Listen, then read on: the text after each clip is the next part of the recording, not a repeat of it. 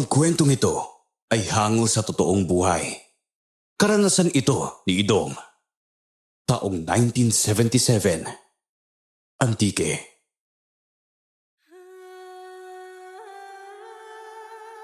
Binatilyo pa lang ako ng mga panahong ito. Kasama kong namumuhay sina Ate Olivia at Lola Apolinaria na siyang nag-alaga at nagpalaki sa amin. Nasa liblib na baryo kami nakatira at malayo sa bayan. Tanging si Ate Olivia lang ang nag-aaral noon at ako naman ay nagiging katuwang ni Lola sa paghahanap buhay.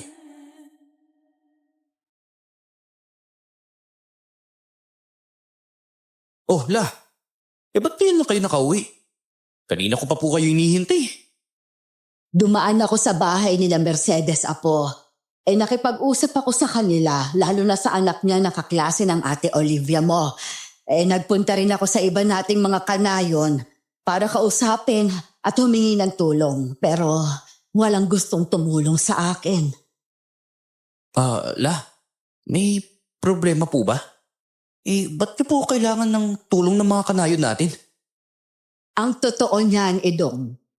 Sinabi sa anak ng anak ni Mercedes na baka mawala sina Olivia at ang iba pa niyang mga kagrupo sa baryo kung saan sila pumunta. Hindi ko alam kung bakit niya nasabi ang bagay na yon. Pero kinakabahan ako para sa kapatid mo. Hindi naman po siguro mangyayari ang ganun kina ate la. Tsaka isa pa. Nagpaalam si ate sa inyo kung saang baryo sila pupunta, di po ba? Yun na nga ang problema, Apo. Naku, ang babaeng yun talaga. Hindi man lang niya sinabi sa akin na liblib pala ang baryong pupuntahan nila para isagawa ang proyekto ng grupo nila roon. Kung hindi pa ikinuwento sa akin ng anak ni Mercedes, hindi ko pa malalaman kung saang baryo siya pupunta kasamang iba pa nilang mga kaklase. Teka, may problema po ba sa nayong pinuntahan ni ate? Lola Polinaria? Hindi ko kayo maintindihan kung bakit ganyan na lang ang reaksyon po ninyo . Bukod sa masyado ng liblib ang baryo na yon, hindi ko alam kung ano pa ang pwedeng kaharapin ng ate mo at ng mga kagrupo niya roon. Ano bang ibig niyo sabihin la? Ang kasunod na baryo, kung nasaan nagtungo ang ate mo, ay kilalang pinagkukutaan ng mga aswang. Kapag napadpad pa sila sa nayon na yon, ay posibleng manganib sila. Hindi rin imposible na sa baryo kung saan sila ngayon ay may mga kababalaghan nang nangyayari roon. Iniisip ko lang ang kaligtasan ng Ate Olivia mo, lalo na at delikado mga aswang sa mga taong tulad natin. Naku po. Puntahan na lang po natin ang baryo kung saan nagpunta si Ate Olivia. Tama po kayo na baka mapahamak si ate kapag nagtagal pa siya ron. Kung ganun, tayong dalawa na lang po ang magtutulungan la. Marahil matatakot ang mga kanayon natin. Lalo na, posibleng may aswang nga doon. Ayos lang ba yun sa'yo, Idong? May kalayuan din ang lugar na yun kaya baka abutin ng ilang oras ang paglalakad natin papunta roon. Oo naman po la. Ayos lang po yun sa akin. Ay gusto ko lang siguraduhin na ligtas sa nayong yon ang ate mo at ang iba niya pang mga kasama. Naku, tama po kayo la. Mahalaga po na sigurado natin ang kaligtasan ni Ate Olivia.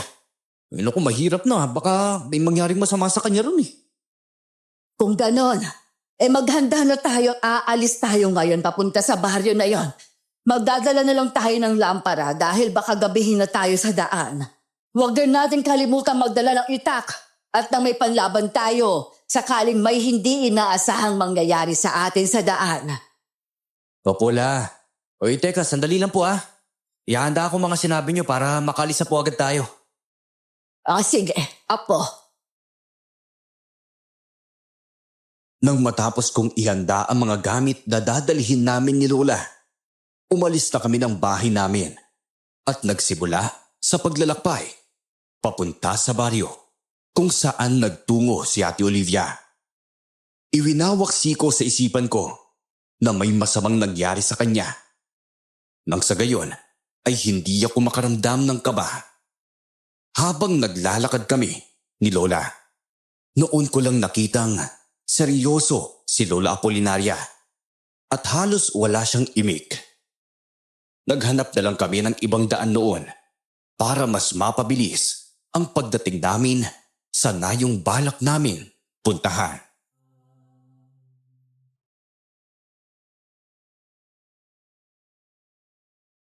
Ila, malayo pa po ba tayo sa pupuntahan nating nayon? Naku padilim na rin po ang paligid kaya siguradong gagabihin po tayo bago makarating dun. Hindi, Apo. Sa kasunod ng baryong ito ang kinaroroonan ng Ate Olivia mo, Idong. Huwag ka mag-alala. Kahit gabihin tayo, walang mangyayaring masama sa atin. Sige po la. Subukan lang ng mga aswang o ng kung anumang nilalang na tambangan tayo sa madadaanan natin, malalaman nilang hinahanap nila dahil lalabanan ko sila ng walang atrasan. Lola naman Ilaban ka agad ang iniisip nyo. Bay paano kung mapahamak tayo? Ay nako, hindi mangyayari yon, Apo. Maniwala ka sa lola mo dahil kaya ko pang makipaglaban. Ay, oo na po la. La, may makakasalubong tayong tao. Teka, tignan niyo puro no. Ihanda mong sarili mo, Apo. Huwag lang magkakamali ang kung sino mang tao na yan na gumawa ng masama sa atin dahil hindi ko siya uurungan. Sige po la. Sa tingin ko, wala naman pong balak sa atin ng mga taong yan. May balak man siya sa atin o wala. Mas maigi nang nag-iingat tayo lalo na't hindi natin siya kakilala.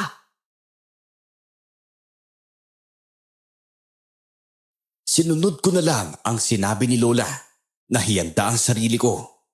Nang medyo malapit na ang taong makakasalubong namin sa aming dalawa, wala man lang akong kakaibang naramdaman sa taong yun. Napag-alaman namin na isa siyang matandang lalaki. Nagulat na lang kami ni Lola at nagkatitigan nang bigla siyang nagsalita at kinausap kami ni Lola Apolinaria. Kaya napahinto kaming tatlo. Magandang gabi sa inyo. Bay, ngayon ko lang kayo nakita sa lugar na ito Ay paniguradong mga dayo lang kayo rito, ano? Tama po kayo, Lo. Sino ka? At taga rito ka ba sa baryo na to? Ay, ako nga pala si Hamiel. Isa kong ermitanyo. Hindi ako taga rito sa nayong ito. Sabihin na nating malayo ang aking pinagbulan na kailanman hindi pa nararating ng mga tao. Hindi pa nararating ng mga tao? Teka, ano pong ibig niyo sabihin, Tatnang Hamiel? Nga pala ako po pala si Idong.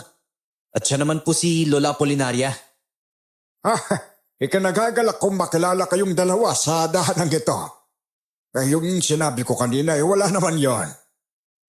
Ganun po ba? Kami rin po ni Lola. Kinagagalak po namin makita kayo. Ay, nga pala pwede ko bang malaman kung bakit napadpad kayo sa nayong ito? Sa palagay ko kasi, hindi pa ang lugar na ito ang paroroonan ninyong dalawa. Ang totoo po niyan, Tandang Hamil. Hinahanap po namin ang ate ko Nasa kabilang baryo po kami patungo ni Lola Apolinaria para hanapin siya roon. Kasi po may nakapagsabi po kay Lola na baka mawala siya roon. Pati na ang iba pa niyang mga kasama. Apo, hindi mo na dapat sinabi sa matandang yan ang tungkol sa bagay na yon. Magpatuloy na lang tayo sa paglalakad natin at kailangan na nating marating ang kabilang baryo. Hahanapin pa natin ang Ate Olivia mo roon kaya magmadali na tayo. Sige po la. Paano po? Mauna na po kami sa inyo, Tandang Hamil. Ay, teka, sandali lang. Kung gusto nyo pwede ko kayong tulungan sa paghahanap sa kapatid mo, Idong. Hindi ko papayagan ninyo ako. Abay, sasamahan ko kayong dalawa hanggang sa makita natin siya. At ang iba pa niyang mga kasamahan. Bakit mo naman gagawin ang bagay na yon? Hindi na namin kailangan ng tulong mo. Baka kung ano pang pinaplano mo sa amin ng apo ko Binabalaan kita, ha? Ngayon pa lang. Na kung may masamang binabalak ka man sa amin, wag mo nang ituloy pa. Ano ba? Wala akong masamang balak sa inyong dalawa. Abay, gusto ko lang natulungan kayo. Lalo na't delikado sa baryong nais ninyong puntahan, ano? Abay, hindi naman siguro lingid sa kaalaman ninyo na ang kasunod na baryo na yon ay pinagkukutaan ng mga aswang. Oo naman. Alam namin ang tungkol doon. Pero hindi naman kami aabot doon. Kapag nakita ko ang apo ko sa kabilang baryo, uuwi kami kaagad. Alam mo, hindi ganon kadali ang sinasabi mo, Apolinaria. Habay nananala sa mga aswang sa nayon na gusto ninyong puntahan. Kaya hindi imposible na manganib kayo roon kapag nagtungo kayo roon ng kayong dalawa lang. Kasama si Idong. Ano ba naman kayo? Hayaan ninyo kung tulungan kayo, pakiusa. Oh, la. Sabi niyo kanina, nanghihingi kayo ng tulong pero umayaw ang mga kanayon natin. Ngayon, nandito na po si Tandang Hamil. Tsaka handa po siyang tumulong sa atin. Kaya hayaan na po natin siyang samahan tayo. Hanggang sa makita natin si Ate Olivia. Pakinggan mo si Idong. Abay, hindi magiging madali sa inyo ang paghahanap sa kapamilya ninyo. Lalo na kung kinuha o dinukot siya ng mga aswang. Hindi nakuha ng aswang ang apo ko. La, sige na po. Mas mabuti na rin may kasama po tayo. Sa tingin ko naman po, mapagkakatiwalaan naman si Tandang Hamil eh. Okay, tama. Basta pangako, wala akong masamang intensyon sa inyo. Ang nais ko lang talaga yung tumulong. O sige, wala na rin ako magagawa pa dahil yon ang gusto mo, Idong. Ikaw na matandang lalaki ka, ha? Oras na may gawin kang ikapapahamak namin ng apo ko, hindi ako magdadalawang isip na patayin ka.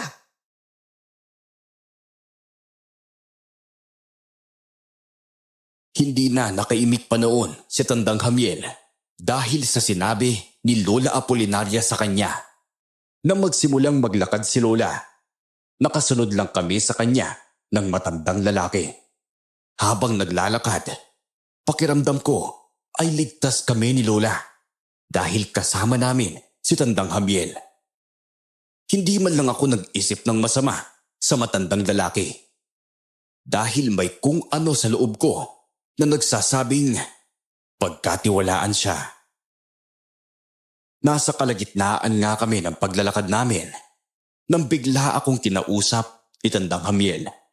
Nauunang maglakad noon si Lola, kaya marahil ay hindi niya naririnig ang pag-uusap naming dalawa.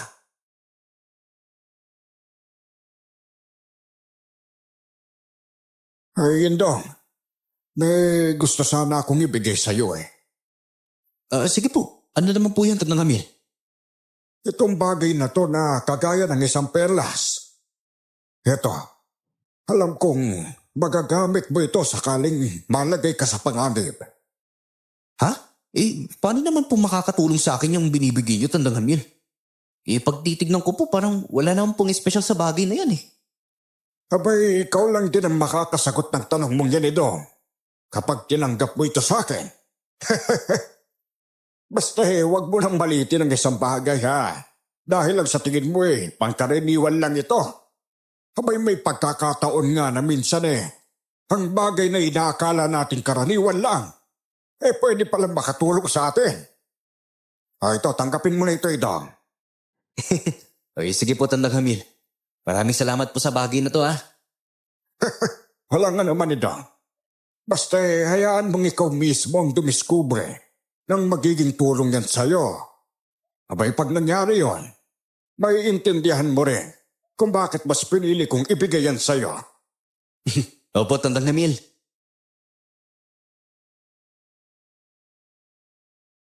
Dahil madilim na ang paligid, tanging lampara ang nagsilbing ilaw namin noon habang naglalakad. Tahimik lang kami noon hanggang sa nakarating na kami sa balyong yon.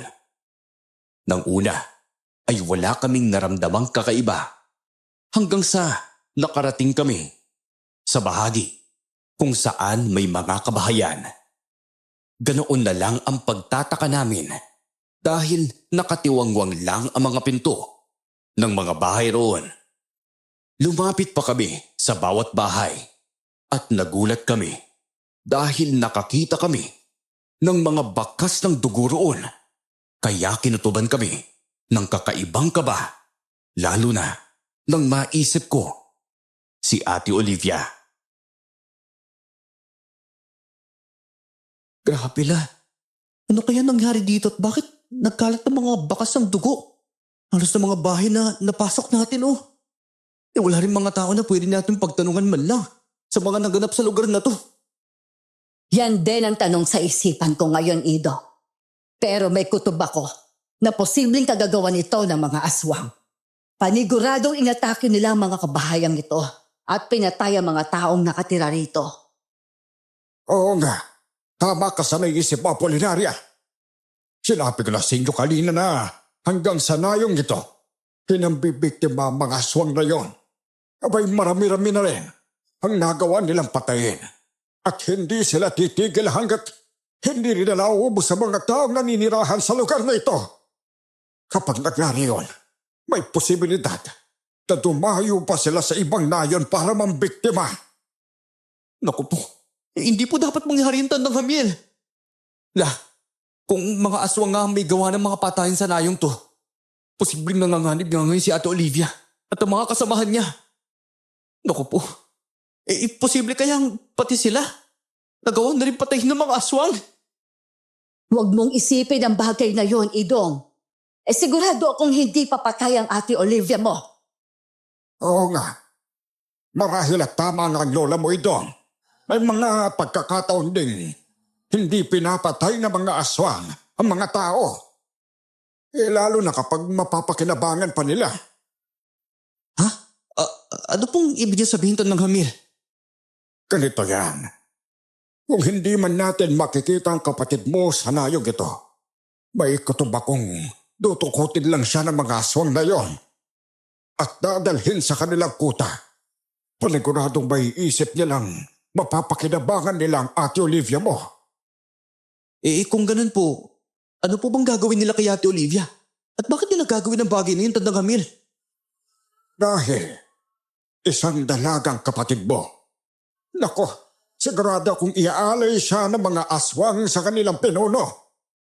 Ginagawa nila yon 3 beses sa isang taon. Dahil naniniwala silang ang mga babaeng birhen ang nakapagbibigay ng karagdagang lakas sa kanilang pinuno. Bakit marami kang alam tungkol sa mga aswang na yon? Teka, oo nga po no, Tandang Hamiel. Teka, isa ka po ba sa kanila? Ano ba? Hindi ako kasamahan ng mga nilalang na yon, no? Dahil hindi naman ako isang aswang. Ikaw naman idong sabihin na nating minamatsagan at pinag-aaralan ko rin ang mga aswang na yon na Apolinaria. Kaya may mga kaalaman ako tungkol sa kanila. Isipin na lang ninyong isa ako sa mga nilalang na gustong tumapos sa lahi nila. Hindi na kami nakaimik pa ni Lola dahil sa sinabi ni Tandang Hamiel. Napaisip naman akong may ibang ibig sabihin ang matandang lalaki sa mga winika niyang iyon. Nagsimula na ulit kaming maglakad noon at sinimulan ang paghahanap kay Ate Olivia dahil umaasa pa rin kaming hindi siya biniktima o dinukot ng mga aswang. Hindi namin inasahan na sa kalagitnaan ng paglalakad naming 3, may makikita kaming mga bangkay na nagkalat sa daanan. Magkahalong kaba at pagkabahala na ang naramdaman ko noon para kay Ate Olivia. Ito na. Malapit na tayong makarating sa pinakadulong bahagi ng barang ito. Pero hindi pa natin nakikita ang apo mo, Apolinaria. Parang malakas ang kutob ko na marahil ay nasa kabilang baryo na siya at dinala na siya ng mga aswang sa kuta nila. Hindi tayo pwedeng subuko na lang sa paghahanap kay Olivia. At kahit nasaan pa ang apo ko, ay sisiguraduhin ko mahahanap ko siya. Hindi siya pwedeng mabiktima ng mga aswang na yon. Teka, sandali lang po Lola Apolinaria. Tandang Hamiel, naririnig niyo po bang ingay niyan? Naku po, hindi ako pwede magkamali ng mga yabagyan na papalapit sa ating kinaroroonan. Tama ka, Jamiel. Posibleng mga aswang yan na naghahanap ulit ng kanilang mabibiktima. Ako, hindi maganda to. Tingnan niyo sa bahaging yon. May mga nagbabagang mga mata roon. Kaya sigurado kung mga aswang ang nagmamayari ng mga ito. Nakaabang sila sa daanan. Kaya hindi tayo pwedeng magpatuloy sa paglalakad natin patungo sa kanila. Naku po, pag nagkataong mapansin nila tayo, abay tatambangan nila tayo at pwedeng manganib ang buhay nating tatlo. Kung gano'n na po ang pwede natin gawin ngayon. Ay naku, ang mabuti pa ay dumiretso tayo sa bahay na yon. Doon, pansamantala na muna tayong magtago roon. Hanggang sa makasigurado tayong wala na mga aswang na yan. Mabuti pa nga na yun ang gawin natin. Tara na, kailangan nating makarating sa bahay na yun bago pa man tayo makita ng mga aswang. O siya, halika na ito. Sige po. Tumakbo na kaming tatlo patungo sa isang bahay na nakita namin sa bahaging yun. Nang makarating kami roon, dali-dali kaming pumasok at isinarado namin ang pinto. May mga bangkay rin doon, pero hinayaan namin. Nagmatsyag din kaming tatlo noon dahil may naririnig kaming kaluskos na umaaligid lang din sa paligid namin. Gaya ng mga kabahayan sa nayong yun, may bakas din ang dugo sa bahay na iyon. Nagulat kami ni Lola Apolinaria nang makita namin ang ilan sa mga gamit ni Ate Olivia roon. Alam naming sa kanya yon, lalo na at nakasulat ang pangalan niya sa mga ito.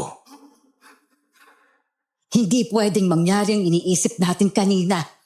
Hindi pwedeng mabiktima ng mga aswang si Olivia. Anong ibig sabihin na Polinaria? Mga kagamitan ito ng kapatid ko, Tandang Hambil. Marahil sa bahay nito sila na malagi kasama ang mga kaklase niya. Naku, tama po siguro kayo na tinukot ng mga aswang si Ate Olivia. Posible nga mga bangkay na to. Ito yung mga kaklase niya. Naku po. Humanda ang mga aswang na yon. Kapag may ginawa silang masama sa apo ko, magbabayad sila kapag pinatay nila si Olivia. Hindi ko sila mapapatawad kung sakali man. Naku, kung ganon, kailangan natin pumunta sa kabilang baryo para hanapin ang apo mo, Apolinaria. Naku, siguradong mahanapan natin si Olivia roon sa kanilang kinukutaan. Paano naman po kayo makakasiguro na makikita natin si Ate Olivia sa kuta ng mga aswang na nasa kabilang baryo pa, Tandang Hamil? Pagtiwala ka dahil may kutob ako na siya ang gagawing alay ng mga aswang na yon sa kanilang pinuno. Paniguradong may ritual pa silang gagawin bago nila patayin ang kapatid mo. Kaya pwede pa natin silang pigilan sa balak nilang gawin kay Olivia. Paano natin matutunto ng kuta ng mga hayop na yon? Basta ako nang bahala. Abay, kung hindi ako pwede magkamali, malapit sa bundok na naroroon ang pinagkukutaan ng mga aswang na yon. Bakit alam mo kung nasaan ang kuta nila? Dahil ilang beses na rin ako nagpabalik-balik sa lugar na yon para matyagan sila. May mga kabahayan sa bundok na yon. Kaya sigurado akong pagbabayari yun ng mga aswang.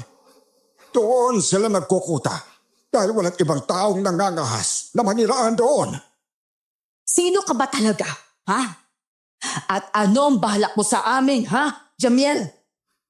Ay nako, gaya nga ng sabi ko sa inyo, wala akong balak na masama sa inyo ni Idong. Gusto ko lang tumulong sa inyo.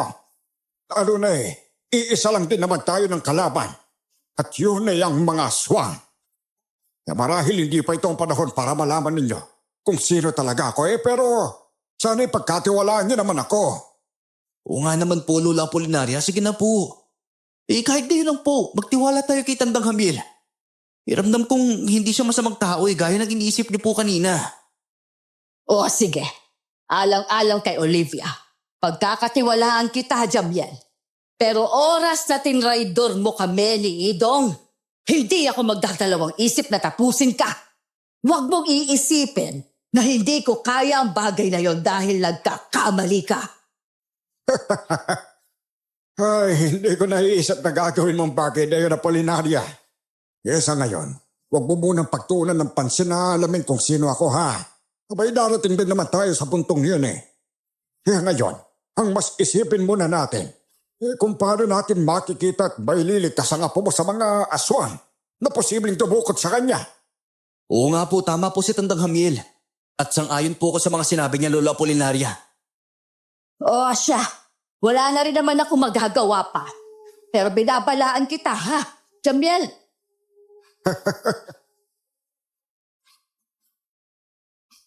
Bigla kaming napatigil sa pag-uusap naming tatlo noon. Nakarinig kami ng mga pagyabag na papalapit sa pinto at may iilan pang pabalik-balik sa buong paligid ng bahay kung saan kami nagtago. Naging alerto kami sa pagkakataong iyon dahil nagtagal din ng halos 5 minutong nasa ganoong sitwasyon kami. Nakahinga na lang kami ng maluwag nang marinig namin ang mga mabibilis na pagyabag na palayo hanggang sa naging tahimik na ang paligid. Dali-dali namang sumilip si Tandang Hamiel sa bintana ng bahay na yon para tignan ang labas.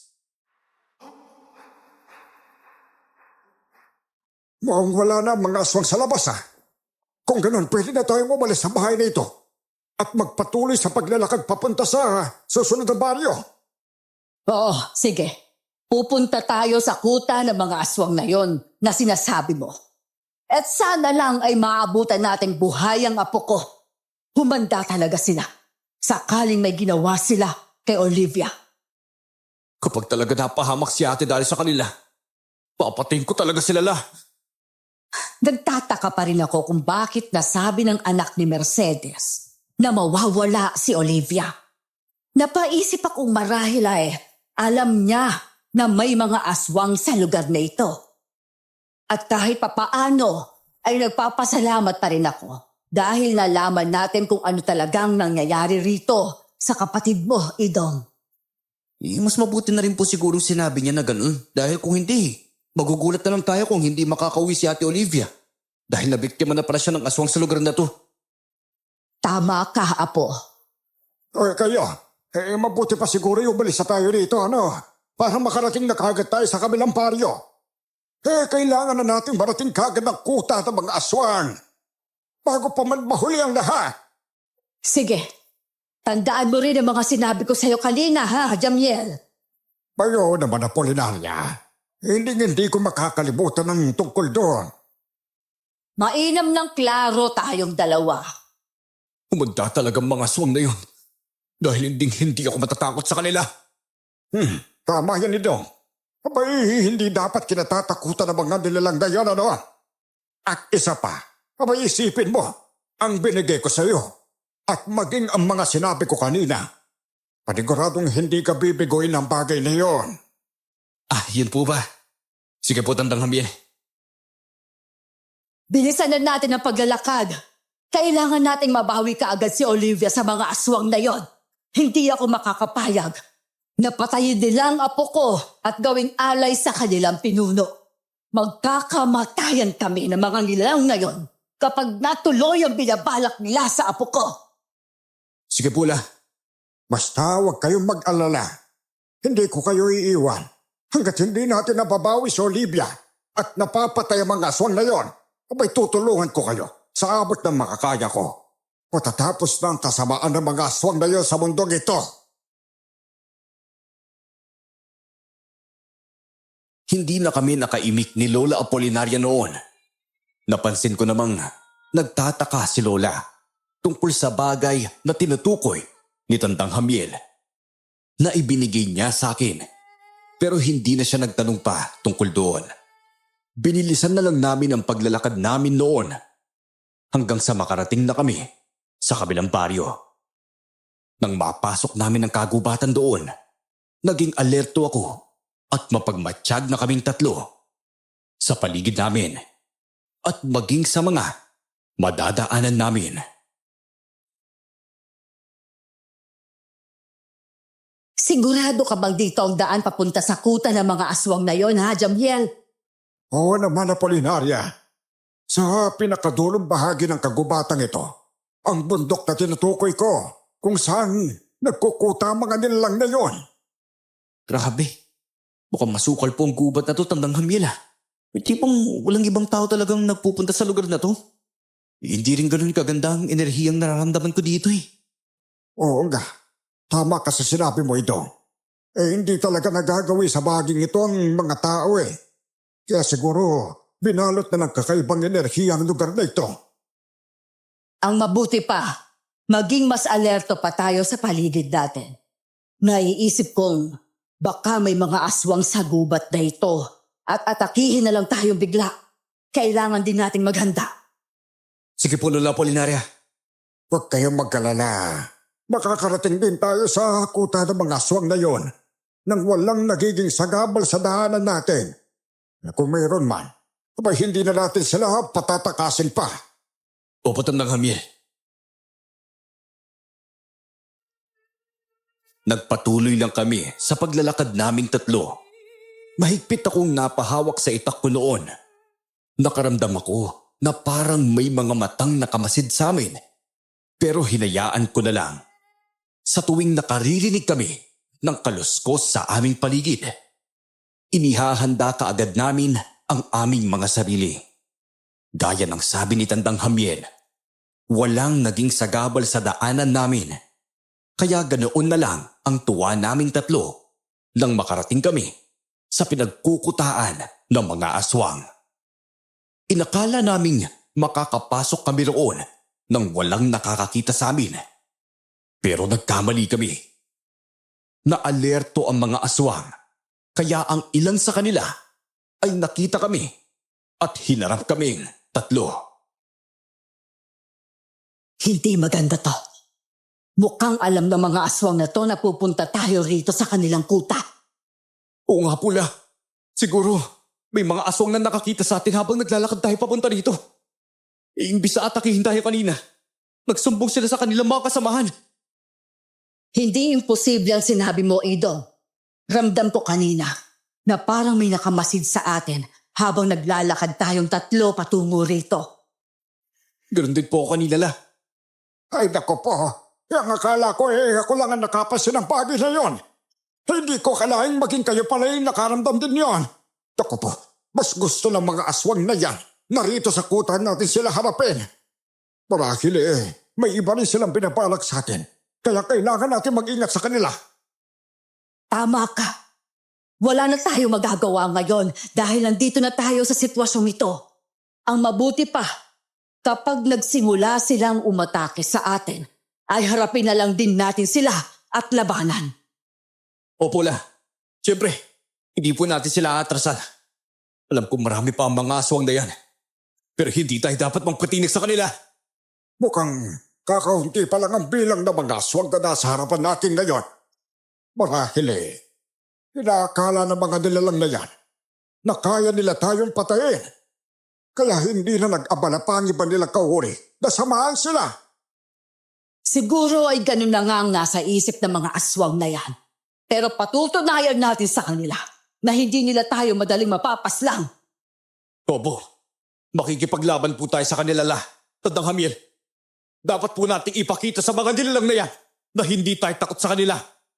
Imbis na tayong mapapatay nila, sila ang papatayin natin! Hoy, Ito! Gagawin natin yon! Napahawak kami ni Lola Apolinaria ng mahigpit sa mga itak namin.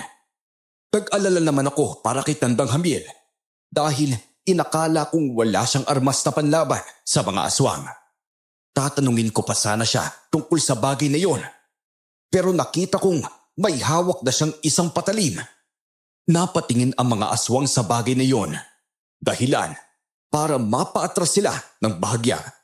Kapansin-pansin din ang takot sa mga mukha nila at parang nagdadalawang isip na silang sumugod sa amin. Nagtaka man ako kung bakit. Pero napangisi na lang sa isiping takot sila kay Tandang Hamiel. Tandang Hamiel, saan po nagaling yung patalim na hawak ninyo? Grabe, hindi ko po napansin na may dala kanyong ganyan ah. Nakatago lang kasita sa tagiliran ko doon. Palagi kong dinadala ang bagay nito. Kayong ito ang nagsisilbing proteksyon at armas ko. Sa pakikipaglaban sa mga masasamang elemento, kagaya ng mga aswang na yan. Ano po ba yung tawag sa patalim na hawak niyo, Tandang Hamiel? Parang hindi pa ako pamilyar sa mga patalim. Gayong madalas na hawak ko, itak lang naman. Ito ba? Chris ang tawag sa patalim na ito, Idong. Kaya rin itong pumatay ng mga aswang, gaya ng itak na hawak mong yan. Kaya po pala takot na takot ang mga aswang na yun sa armas ninyo, no? Napansin ko po kasi sila na mukhang nagdadalawang isip na sumugod sa atin nang makita nila yung hawak nyo. Siguro gay takot sila. Pero huwag tayong pakampante, ha? Lalo na halang ang mga kaluluwa ng mga nilalang na yan. Kahit takot sila sa isang tao o bagay, walang makakapigil sa kanilang gawin ng kung ano mang gusto nilang gawin. Oo, Apo. May mga pagkakataong ang pagpapakita ng takot sa kalaban ang magbibigay ng tagumpay sa kanila.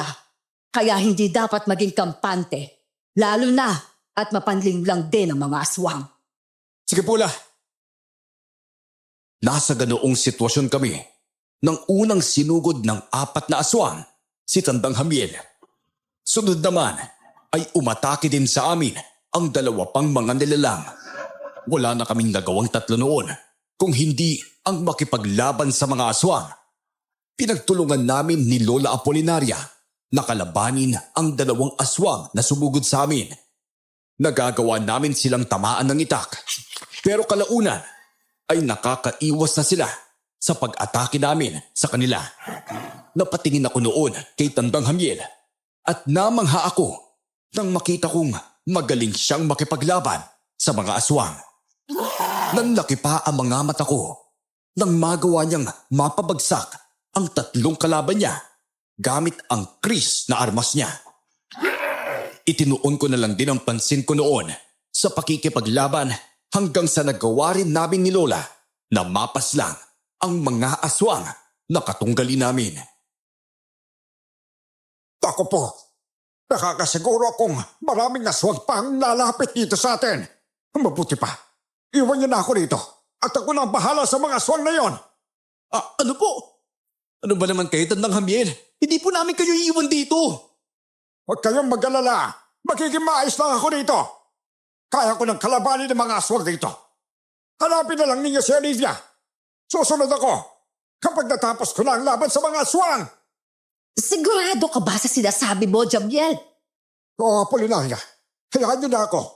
Ang mas mahalaga ngayon makita ninyo ang apo mo bago pa man mahuli ang lahat. Sige, kung yan ang gusto mo, ay gagawin namin. Babalikan ka namin sakaling nakita at nakuha na namin ang apo ko. Oo na, huwag niyo alalahanin. Makakaya ko silang tapusin. Sige na, umalis na kayo bago pa man dumating ang mga aswang. Takbo na! Sige po, Tandang Hamiel. Mag-iingat po kayo rito, ha? Alis na po kami ni Lola. Pag-iingat kayong dalawa.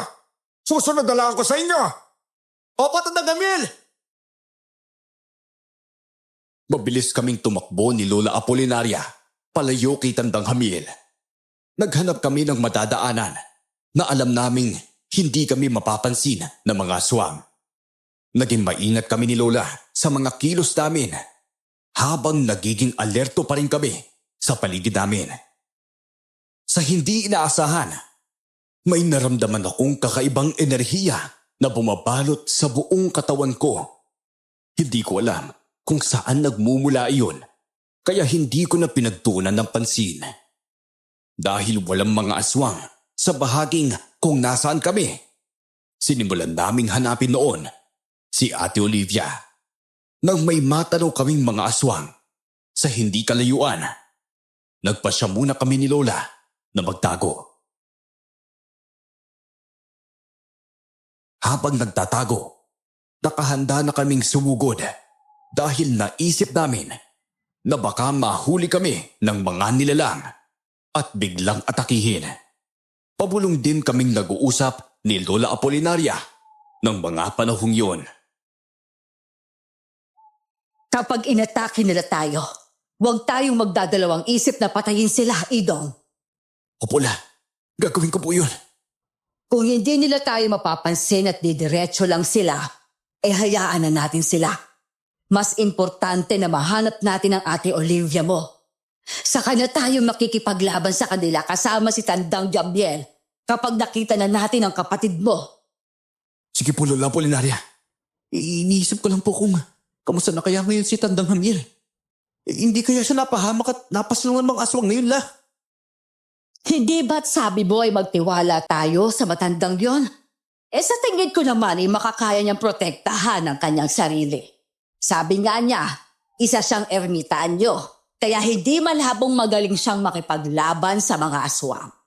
Marahil marami na rin siyang naging karanasan sa pakikipaglaban, kaya gano'n na lang din kalakas ang loob niyang harapin ng mag-isa ang mga aswang na yon.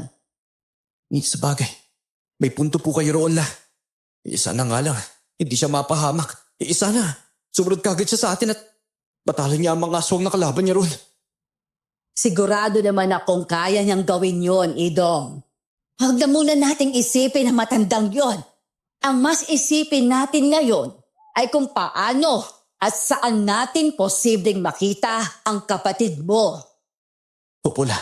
Hindi po tayo titigil sa paghanap kay Ate Olivia. Natahimik na kami ni Lola nang makita naming malapit na ang 5 aswang sa aming kinaroroonan. Napahawak ako ng maigpit sa itak ko at naghanda sa pagsugod nila. Ganoon na lang ang gulat namin ni Lola dahil nilampasan lang kami ng mga ito. Ni hindi man lang nila napansin ang presensya naming dalawa roon. Napailing ako dahil naisip kong papunta ang mga nilalang na yon kay Tandang Hamiel, kaya madadagdagan ang kanyang mga kalaban. Hindi na rin kami nag-aksaya pa ng oras ni Lola at nagpatuloy na kami sa paghahanap kay Olivia. Dahil walang mga aswang, naging malaya kami sa pagkilos. Nakaramdam kami ng tuwa ni Lola nang mapansin namin ang isang babae na nakahiga roon sa malapad na bato. Kinutuban kaming si Ate Olivia yon, kaya nagpasya kaming lumapit doon.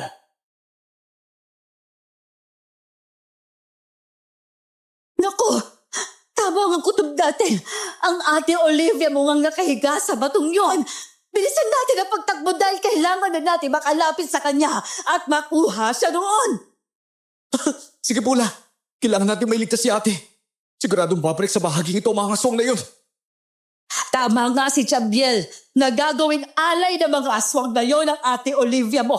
Mabuti na lang at nakita na natin siya kaya mapipigilan natin kung ano man ang binabalak sa kanya ng mga nilalang na yon.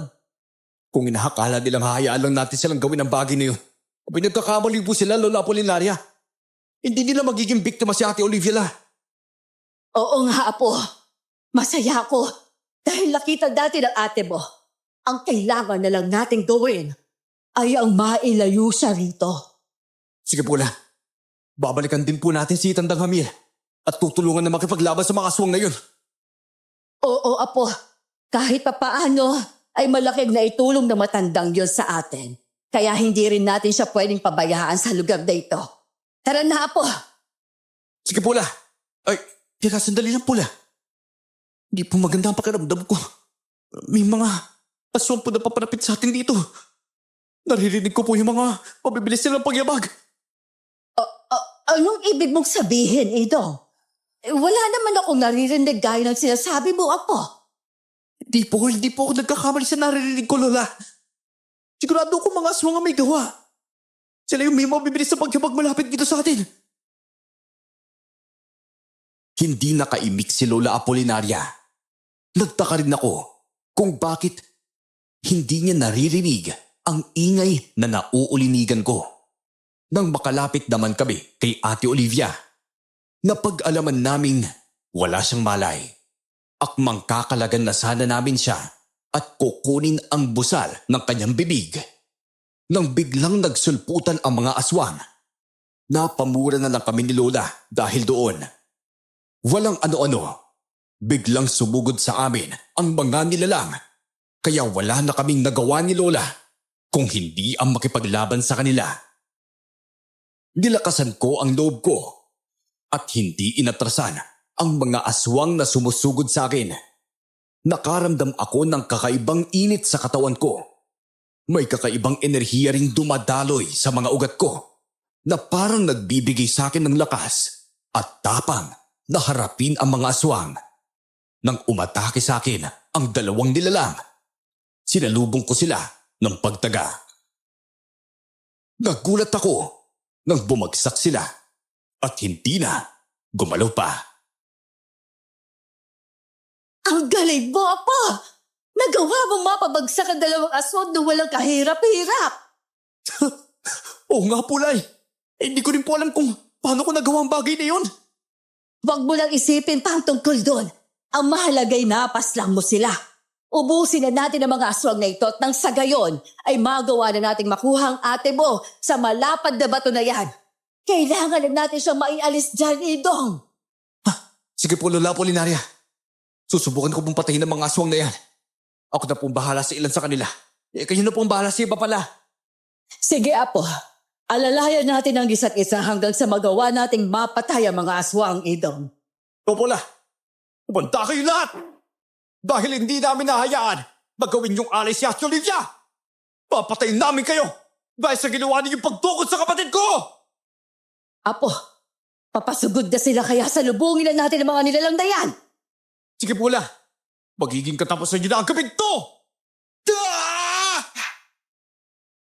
Nagsianggilan ang mga aswang at walang tigil silang umaatake sa amin. Hindi naman kami nagpatinag ni Lola Apolinaria at nakipaglabad din kami sa kanila. Bawat aswang na lalapit sa akin, pinagtataga ko ng itak at pinupuntirya ko ang kanilang mga leeg. Bumubulwak naman ang dugo sa bahaging iyon ng kanilang katawan, kaya tinutuluyan ko na sila. Nagulat pa ako noon dahil pakiramdam ko ay nag-ibayo ang lakas at liksi ko. Maging si Lola Apolinaria ay namangha dahil sa nakikita niyang pamamaraan ko sa pakikipaglaban. Makalipas ang halos 5 minutong pakikipagbuno sa mga aswang, nagawa namin silang maubos at mapatay. Napalingon kami sa kinaroroonan ni ate nang marinig namin siyang sunod-sunod na napapaungol. Tignan niyo! Mukhang gising na po si Ate Olivia! Oo nga, Idong. Ang mabuti pa'y lapitan na natin siya at talagan. Aalis na rin tayo agad dito. Bago pang magsidatingan ng iba pang mga aswang. Kailangan din dating hanapin si Jamliel lang sa gayoy. Makaalis tayo sa lugar na ito. Opo, La. Sandali. Ang nangyari kay Olivia? At bakit ang talim ng pagtitig niya sa atin? Nanilisik pa ang mga mata niya habang nakangisi sa ating dalawa, Idong. Oo nga po, La. Parang hindi ko alam kung anong nangyari sa kanya. Pero may katuba kong may kakaiba kay Ate Olivia sa mga oras na to. Ate Olivia, ligtas ka na sa mga nilalang na yun. Kaya wala ka nang dapat ipag-alala at ikatakot pa, ha? Ahalis na tayo sa lugar na to, ate. At hindi na babalik pa rito. Huwag ka nang matakot pa, apo ko. Nandito na kami ni Idong. Ate Olivia? Nanatiling matalim ang pagkakatitig sa amin noon ni Ate Olivia. Kahit anong sabihin namin sa kanya, ay hindi siya nagsasalita. Para siyang wala sa sarili niya ng mga oras na yon. Hindi na maganda ang kutob ko noon. Kaya sinabi ko kay Lola na baka may ginawa ang mga aswang na yon dahilan kung bakit nagkakaganoon ang kapatid ko. Sinubukan pa naming lumapit sa kanya noon, pero nagulat kami ni Lola nang bigla niyang putulin ang tali sa kanyang mga kamay. Kinuha rin niya ang busal sa kanyang bibig, kaya bahagya kaming napaatras ni Lola. Kinilabutan ako ng husto nang tignan ako ni Ate Olivia na parang kalaban niya. Napangisi rin siya sa akin, kaya napayukom ako ng mga palad ko. Hindi ko maintindihan kung anong nangyayari kay Olivia, Idong. Pakiramdam ko ay hindi siya ang ate mo. Parang ganun na nga pula. Mukhang Ibang nakasapi sa kanya sa mga oras na to. Inilabutan po ako dahil sa ginagawa niyang pagtitig sa akin. Kung tama man ang hinala mo may sumasapi ngayon sa ate mo, ay kailangan nating ihanda mga sarili natin. Hindi ko gustong saktan si Olivia pero kung yun lang rin ang paraan para mapaalis ang kung sino o anumang nasa loob niya, ay handa akong gawin ang bagay na yon. Naku, hindi ko kaya saktan si Ate Olivia, Lola. Hindi ko po magagawa yun. Wala rin tayo mapagpipilian pa. Sakaling yun nga ang nangyayari sa kanya, Idong. Dalawang bagay lang ang pwedeng mangyari ngayon. Siya ang masasaktan natin o kaya tayo ang sasaktan at papatayin niya. Ano na po ang gagawin natin ngayon, La? Sakali man nasugurin niya tayo at labanan, wala na tayo magagawa kung hindi ang lumaban din sa kanya. Hindi naman natin siya papatayin, Idong. Gusto ko lang na umalis sa katawan niya ang kung sino o anumang nakasapi kung meron na. Sige po, La. Kayo po ang bahala. Lola Apolinaria, Idong, mabuti naman po at natuntunin niyo ako sa kuta ng mga aswang na ito. Sobrang takot po ako sa kanila, Lola. Idong. Huwag ka nang mag-alala pa, Apo. Hindi ka na masasaktan pa ng mga aswang na yon dahil narito na kami ni Idong.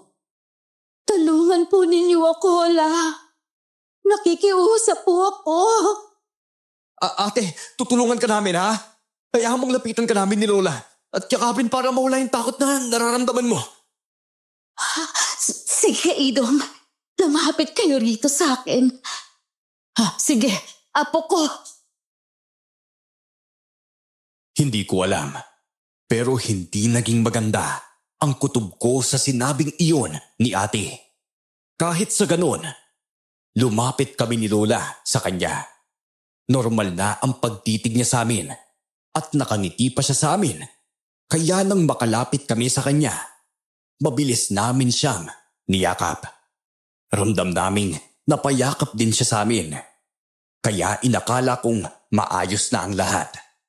Ganoon na lang ang pagtataka ko dahil mas humihigpit ang kanyang pagkakayakap sa amin. Binalot ako ng kakaibang takot nang magwika si ate. Pero naging kakaiba ang kanyang boses. Nang tignan ko siya, nanlilisik na naman ang kanyang mga mata. Nagkaroon din siya ng sungay sa kanyang ulo. Bigla rin niya kaming sinakal kaya hindi na kami nakapiglas sa ginawa niya. Hindi ninyo makukuha sa akin ang katawan ng dalagang ito. Simula ngayon, ako na magmamay-ari sa kanya. Hindi! Sino ka ba? Anong ginawa mo kay Ate Olivia? Hindi na mahalaga kung sino ako. Ang mas importante ay akin na ang katawan ng babaeng ito. Hindi pwede mangyari ito. Bitiwan mo kami lang, Apo ko.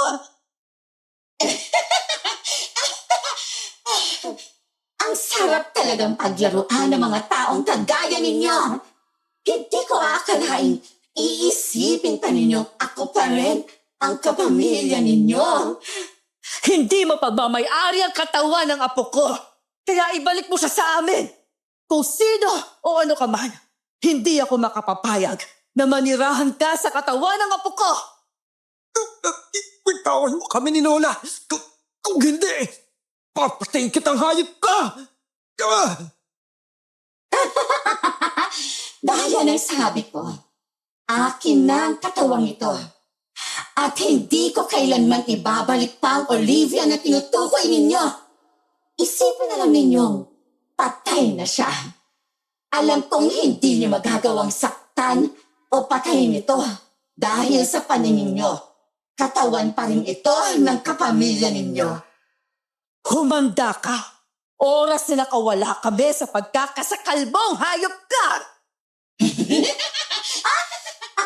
Alam kong hanggang salita lang kayo. Isa pa, hindi ninyo ako makakaya. Kaya wala na kayong magagawa pa. Kung hindi ang hayaan na lang akong angkinin hanggang kailan ang katawan ng dalagang ito. Nagkakamali ka kung yun ang iniisip mo. Siguraduhin mo lang na hindi mo kami mapapakawalan dahil kapag nagawa namin makaalis sa pagkakasakal mo, hindi kami magdadalawang isip na pagtulungan ka. Sabihin na ninyo kung ano man ang gusto ninyong sabihin. Hindi pa rin ninyo mapapawi sa akin ang katawan na ito. Sino ka ba ha? Tulong nila ng kahayop ka! Hindi na mahalaga yon. Mas mabuti nang wala kayong alam tungkol sa akin. Hindi rin naman ninyo gugustuhin makilala ako dahil baka marinig pa kayo sa takot kapag nalaman ninyo kung sino at ano na nilalang ako. Nakapasigaw na kami ni Lola dahil mas hinigpitan ni Ate Olivia ang pagkakasakal niya sa amin. Alam kong hindi yun si ate, pero nagdadalawang isip akong saktan siya. Mas nag-init naman ang pakiramdam ko noon at bago pa man niya magawa ang binabalak niya sa amin ni Lola, nagawa kong makapiglas sa kanya nang malakas ko siyang sinipa. Bumagsak naman ako sa lupa at napahawak sa leeg ko habang napapaubo. Nanlaki pa ang mga mata ko nang hindi man lang siya natumba. Napangisi siya sa akin at sa pagkakataong iyon, ibinalibag niya si Lola at ibinagsak sa malapad na bato. Napahiyaw naman si Lola Apolinaria dahil sa ginawa niya, kaya nakaramdam ako ng labis na galit. Ayop ka! Bakit mo ginawa ang bagay na yung kay Lola Apolinaria? Dahil yun ang nararapat sa matandang yan. Huwag ka mag-alala. Buhay pa naman siya. Marahil ay nawalan lang ng malay. Umanda ka sa akin. Kapag nakabawi ako ng lakas mula sa ginawa mong pagkakasakal sa akin, kahit katawan pa ni Ate Olivia ang gamit mo, hindi ko palalampasin ang ginawa mo kay Lola. Isiguraduhin ko, makakaalis ka sa katawan ng kapatid ko. Huwag ka puro salita lang. Gawin mo ang gabay na yon. Malakas lang naman ang kutob mo dahil alam mong may tangan kang mutya. Ramdam ko ang enerhiya ng mutyang yon. Kaya hindi ka makakatanggi sa akin. Anong ibig mo sabihin? Huwag ka nang magmaang-maangan pa. Alam kong ramdam mong may kakaibang enerhiya ang dumadaloy sa buong katawan mo. Dahil sa bagay na yon, nag-iinit din ang katawan mo. Hindi ba? Teka, paano mo nalaman ang bagay na yun? Sabi ko naman sa'yo, ramdam ko ito. Hindi ko lang alam kung anong mutya ang hawak mo, pero wala akong pakialam. Kahit ilang mutya pa ang tangan mo, at kahit ano pa ang gawin mo, hindi mo ako matatalo. Kung may mutya akong tangan gaya na sabi mo, ibig sabihin nun, makakaya kita labanan. Posible ang bagay na yon pero hindi mo ako mapapatay. Mas mahina ka kung ikukumpara sa tulad ko. Kaya wala akong dapat na ipangamba. Pansamot yan na hawak mo. Makakaya mo makipagsabayan sa akin sa liksing. Pero hindi sa lakas. Kaya hindi mo mapapaslang ang isang tulad ko. Hindi ang mahihinang nilalang na makapapatay sa akin dahil isa akong baraugo. Baraugo? Hindi mo na kailangan malaman kung anong uri ng nilalang ako. Dahil wala rin namang may tutulong sa'yo kahit pa may kaalaman ka tungkol sa akin. Ngayon, oras na rin ito na mas palakasin ko pa ang espiritu ko na nasa katawan ng kapatid mo. Tingnan mo kung anong gagawin ko sa lola mo at maging sa'yo kapag nagawa na rin kitang paslangin. Anong gagawin mo ko, Lola? Hindi! Huwag mong patayin ang sakta ng lola ko! Pagbabayaran mo lang matindi pag ginawa mo yon. Kinabahan ako nang ilagay ni Ate Olivia ang kamay niya sa dibdib ni Lola Apolinaria na noon ay hindi pa rin nagigising sa pagkakahimatay niya. Nanlaki ang mga mata ko nang makita kong biglang humaba ang mga kuko sa kamay ni Ate Olivia. at kulay itim ang mga ito. Dahan-dahan pa niyang ibinaon ang kuko niya sa dibdib ni Lola. Kaya napasigaw ako. Inilapit din niya ang kanyang bibig sa leeg ni Lola na parang plano niyang kagatin si Lola sa bahaging yun. Nasa ganoong sitwasyon kami nang marinig namin ang malakas na pagsigaw ni Tandang Hamiel.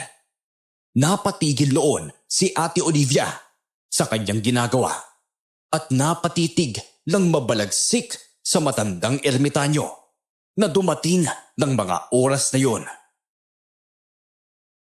Itigil mo ang binabalak mo sa matandang yan, Malakbel!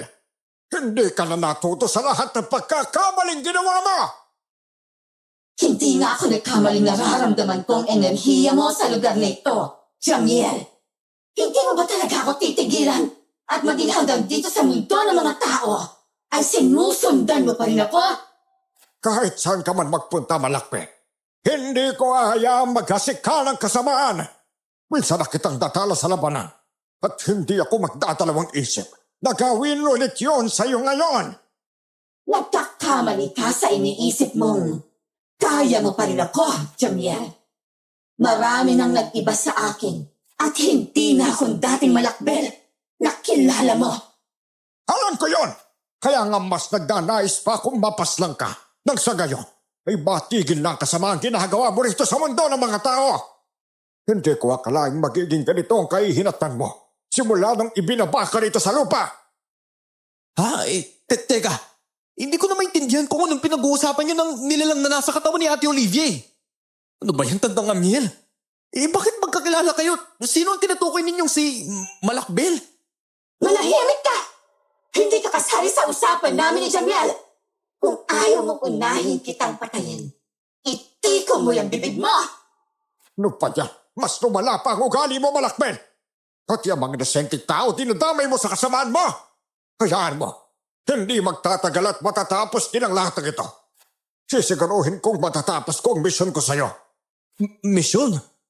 Oo, Ido. Hayaan mo akong magpaliwanag sa inyo ng Lola Apolinaria mo kapag naging maayos na ang lahat. Sasabihin ko sa'yo kung sino ako at ano talaga pakay ko sa mundong ito. Kaya pala walang kaide-ide ang dalawa kung sino ka. Dahil hindi mo pala nasasabi sa kanila. Kung hindi ako nagkakamali, binigyan mo ng mutya ang binatilong ito. Pero hindi mo rin sinabi sa kanya ang tungkol sa mutyang yon. Hindi ba? Tama kang hindi ko pa nga nasasabi sa kanya, Malakbel. Gusto ko na siya mismo ang makadiskubre kung anong kayang itulong sa kanya ng mutyang yon. Ano po ba yung tinutukoy niya, Tandang Hamiel? Kanina pa niya sinasabi sa akin tungkol sa mutyang yun eh. Pero hindi ko naman alam kung anong bagay na yun. Diba, may binigay ako sa iyong perlas, Idong. Yon ang mutyang tinutukoy ni Malakbel. Alam kong makakatulong yun sa iyo sa pakikipaglaban sa mga aswang, kaya hindi ako nagdalawang isip na ibigay sa iyo. Kaya pala may nararamdaman akong kakaibang enerhiya na dumadahil sa katawan ko. Mas nag-iibayo rin ng lakas at ligsi ko dahil pala sa bagay na yun. Ngayong alam mo na ang tungkol sa mutyang pangan mo. Alam kong magiging mas malakas sa loob mong makipaglaban sa mga alagad ko. Pero kahit na ganun, hindi magiging sapat yun para pati ako'y matalo mo. Hindi niya kailangan talunin ka, Malakbel. Ako ang tatapos sa iyo nang sa gayon ay maubos na ang huling lahi mo sa mundo ito. Sige, Jamiel. Gawin mo kung anong gusto mong mangyari. Sisiguraduhin ko rin sa pagkakataon na ito. Ikaw naman ang matatalo sa ating dalawa. Hindi ko napapayagang matalo mo ulit ako para mapamukha mo sa akin na mas malakas ka sa akin. Wala akong pakialam kung naging isa ka pang panaw ko. Pupaksain kita at maging ang buong kang pinamumunuan mo. Naubos ko na rin naman halos kalahati sa mga alagad mo. Kaya alam kong matatalo kita ulit, Malakbel. Nagalit ang nilalang na nasa katawan ni Ate Olivia. Kaya mabilis niyang sinugod si Tandang Hamiel. Kahit wala akong maintindihan sa pinag-uusapan nila at nagtataka rin ako kung bakit sila magkakilala. Ipinagsawalang bahala ko na muna ang tungkol sa bagay na yon. Sinubukan kong pigilan ang katawan ni Ate Olivia para hindi na sila maglaban ng matandang ermitanyo. Pero malakas niya akong ibinalibag, dahilan para tumilapon ako at mabuwal sa lupa.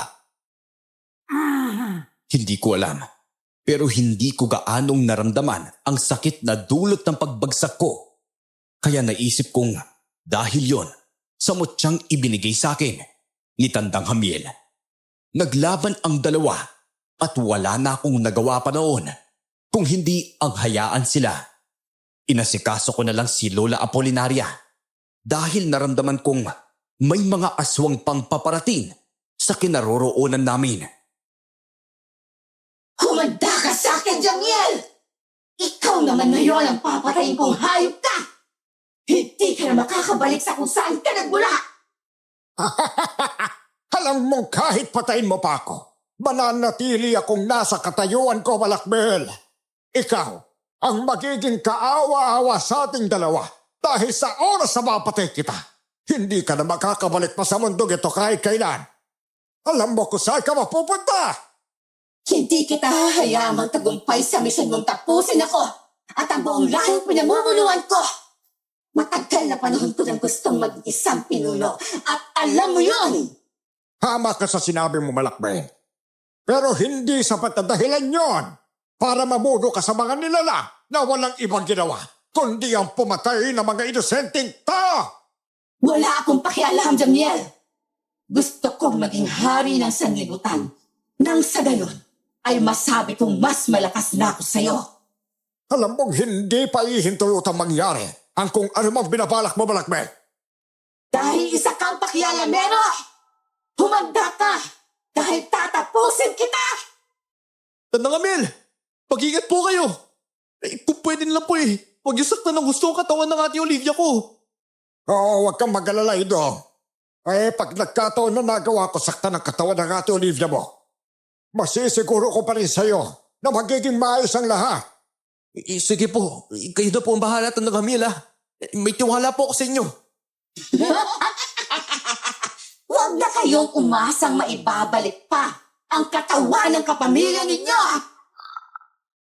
Nagpatuloy sa paglalaban sina Tandang Hamiel at maging ang nilalang na nakasapi sa katawan ni Ate Olivia. Nanatili akong alerto noon habang binabantayan ang katawan ni Lola. Ilang sandali pa, nagising siya at nakita niyang naglalaban ang dalawa. Nag-aalala siya para kay Ate Olivia. Pero pinagsabihan ko siyang si Tandang Hamiel na ang bahala. Tumangulang siya sa akin at nanood na lang kami ng mga sumunod na pangyayari sa pagitan ng dalawa. Pareho kaming hindi makapaniwala noon ni Lola nang magawang ibalibag ni Ate Olivia si Tandang Hamiel. Napamura na lang ako at naisip na malakas ang kung anumang nilalang na nakasapi sa kapatid ko. Ibinagsak niya si Tandang Hamiel. Pero imbis na mabuwal sa lupa ang matandang ermitanyo, nanlaki ang mga mata namin nang hindi iyon ang nangyari. Nagkaroon ng matinding liwanag sa direksyon nila, kaya napapikit kami ni Lola. Anong nangyari? Bakit biglang nagkaroon ng liwanag? Hindi ko rin po alam, Lan. Basta, imumulat ko na lang po ang mga mata ko para alamin kung anong nagaganap sa pagitan nila Tandang Hamiel at Ate Olivia. Ako rin, Apo. La, tignan niyo po yun, oh! May isang nilalang na nagliliwanag. May malalaking pakpakang kaharap ni Ate Olivia. Maging ang hawak ng espada, ganun din. Grabe, para siyang isang anghel na bumaba mula sa kalangitan, Lola Apolinaria. Teka, nasa na si Tandang Hamiel? Hindi ako makapaniwala sa nakikita ko ngayon, Apo. Hindi kaya si Jamiel ang nilalang na yan, Idong? Hindi ko rin po alam na. Paano naman po mangyayari na si Tandang Hamiel ang lalaking yan? Gayong kakaiba naman po ang anyo niya. Kung ikukumpara sa matandang ermitanyo na yun. Tignan niyo po, isa na po siyang binata. Yon ang dapat nating malaman, Apo. Malakas ang kutumpong siya, si Jamiel. Ngayon, malalaman na nila kung sino ka, Jamiel. Mas mabuti na rin malaman nila kung sino tano ako, Malakbel. Wala rin naman akong dapat itago sa kanila dahil wala akong masamang ginagawa. Masaya akong makita ka ulit. Anghel Jamiel. Grabe. Si Tandang Hamiel nga yan na. Isa siyang anghel. Nakamamangha siya. Pareho kaming hindi makapaniwala ni Lola dahil sa nalaman namin. Napangiti naman sa amin ang anghel na yon. Nagsimula ulit silang maglaban.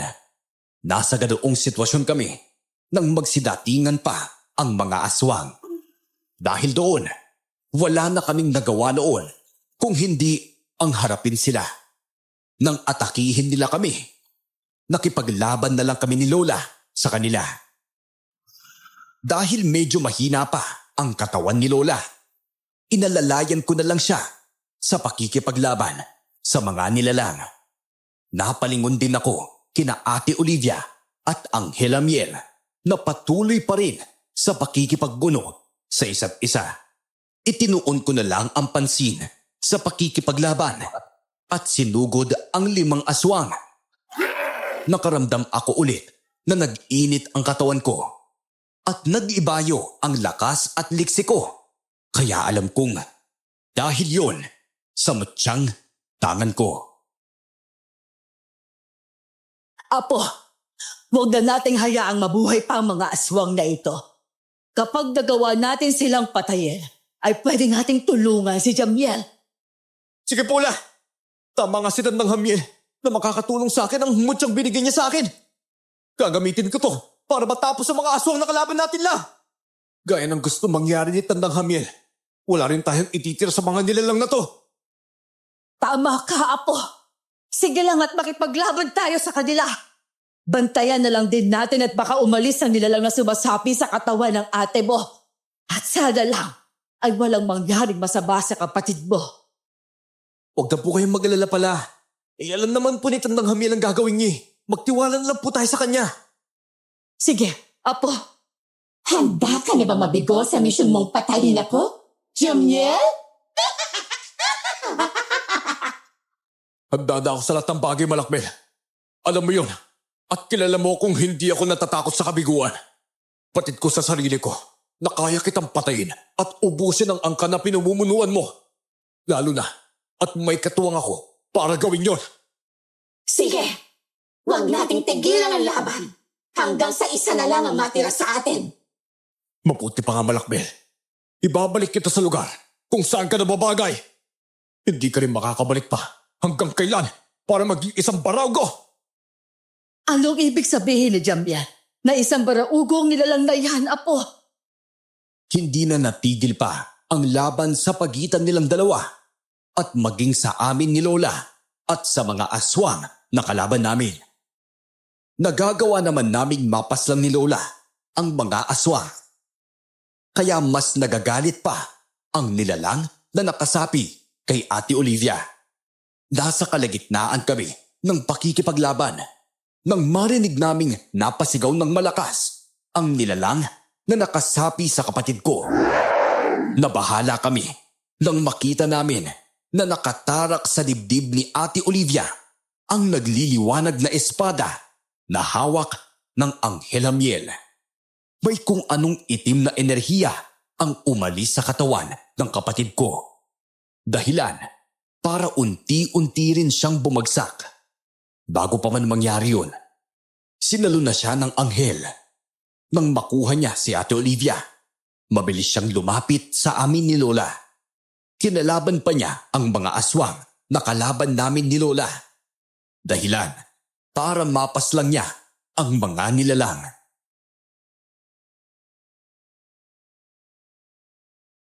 Bakit mo itinarak sa dibdib ng apo kong espada mo, Jamiel? Yun lang po ang naisip kong paraan para mapaalis si Malakbel sa katawan ni Olivia. Pero may malaking sugat sa dibdib ang apo ko. At sa tingin ko'y Hindi na siya humihinga pa. Huwag po kayong mag-alala sa bagay na iyon, Tandang Apolinaria.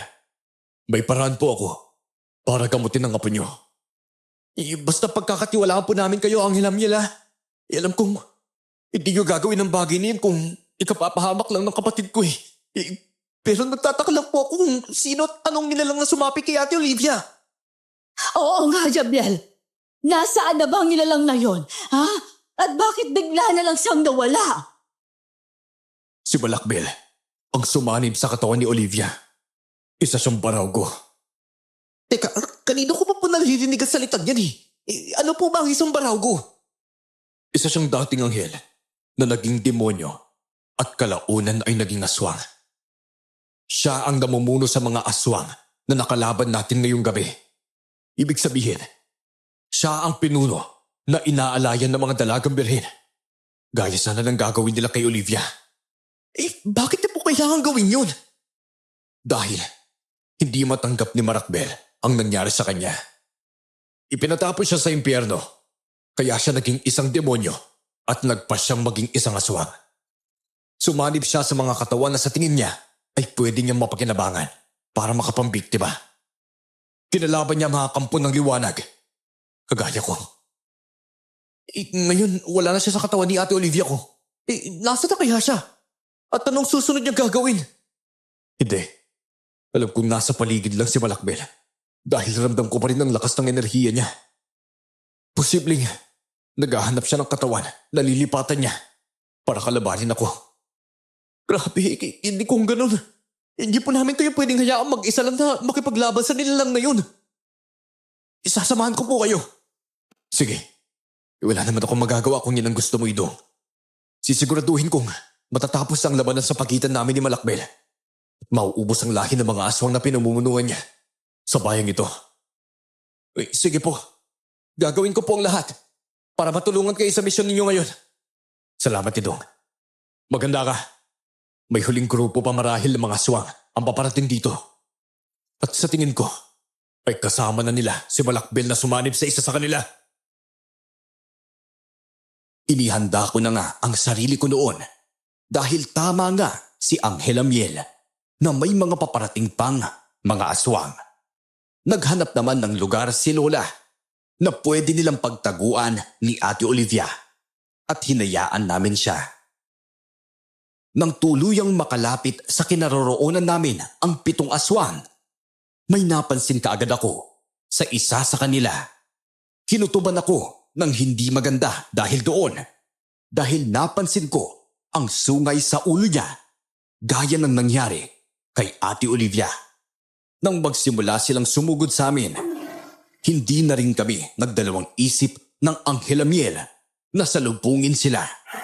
Nakita kong napangisi ang aswang na yon, kaya naging buo ang hinala kong si Malakbel ang nakasapi sa nasabing nilalang. Mag-iingat na si isang yon. Nakasapi sa kanya si Malakbel, kaya mas malakas siya kung ikukumpara sa 6 na mga kasamahan niya. Sige po, Anghel Amiel. Mag-iingat po ako sa aswang na yon. Mabuti pa. Ako nang bahala kay Malakbel. At ikaw naman sa iba pang mga kasama niya. Ay, sige po. Hindi ko na po sasayangin ang pagkakataon na ito na mapas lang ang mga aswang na yan. Kailangan nilang pagbayaran ng ginawa nila kay Ate Olivia. Lalo na si Malakbel. Hayaan mo. At gagawin ko ang lahat na makakaya ko para magawang mapas lang siya. Kapag nangyari yun, para mo na rin naipaghiganti ang kapatid mo sa kanya. Sige po, kayo na pong bahala sa kanya, ha?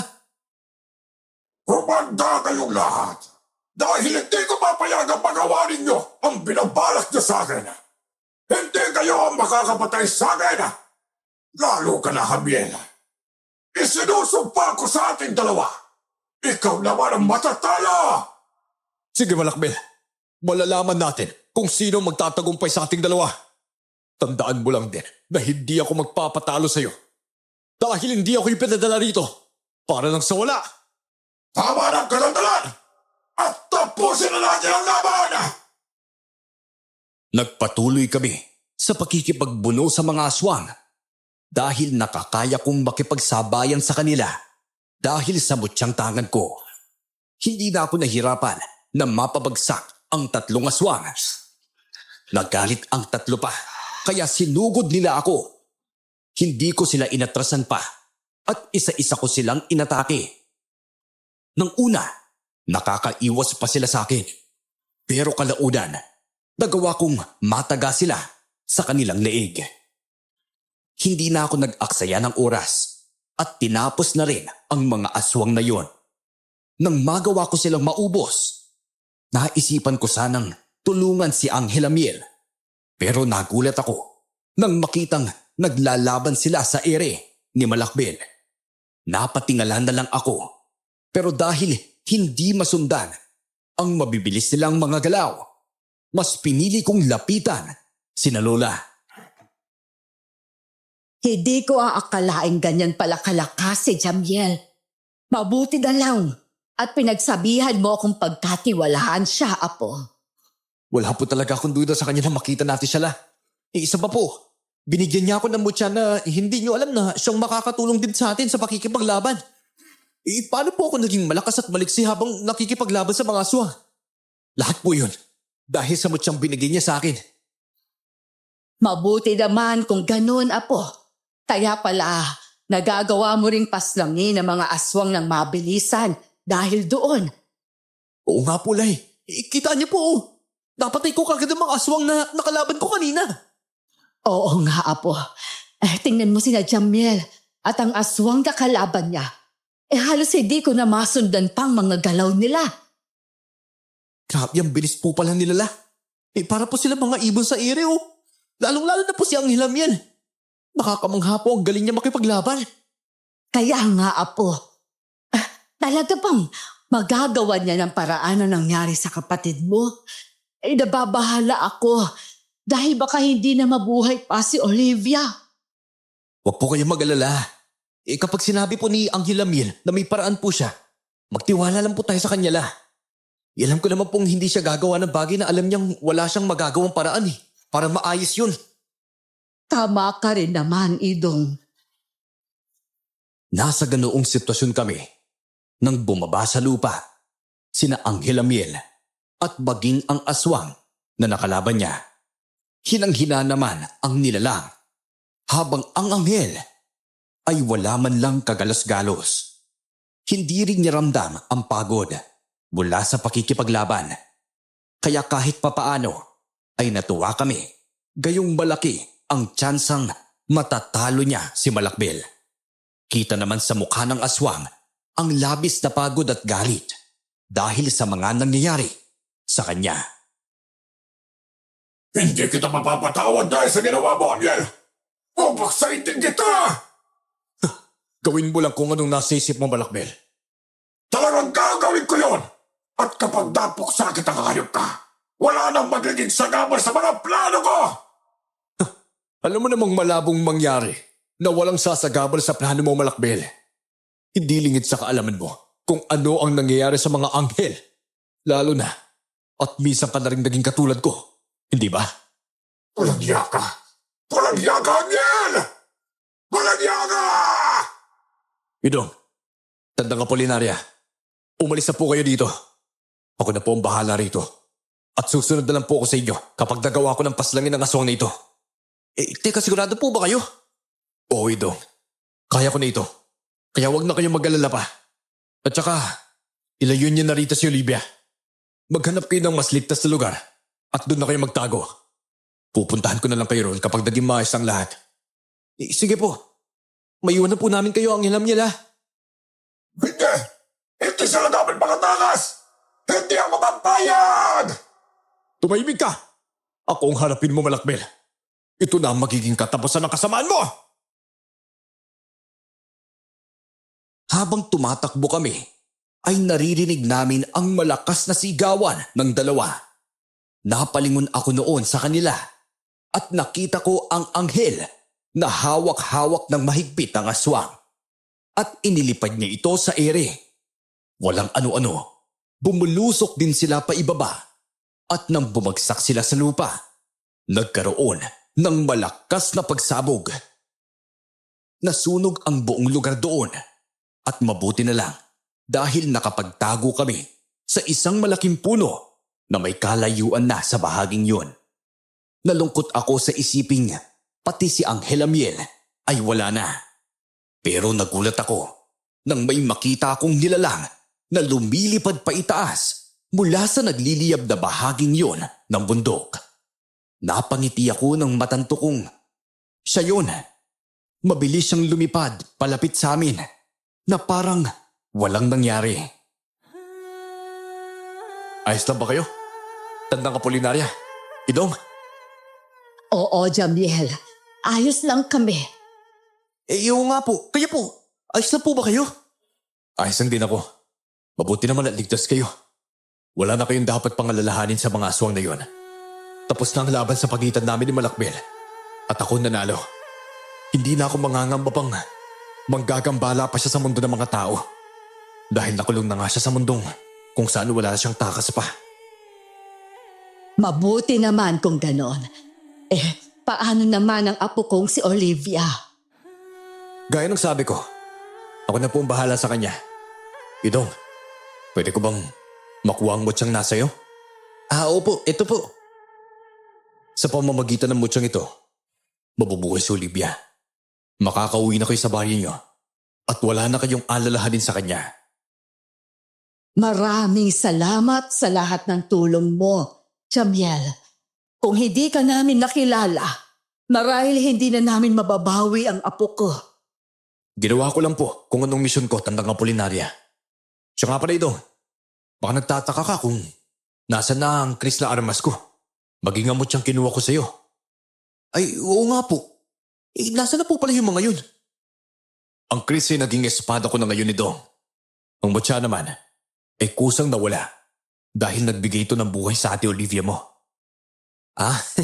Iahis lang po sa akin na malaman ng tungkol sa mga to ang Amiel. Mabuti naman kung ganon. Marahil, ito na ang oras para magpaalam ako. Ito ang una at huli nating pagkikita. Idong, Tandang Apolinaria, mabuhay po kayo ng tahimik.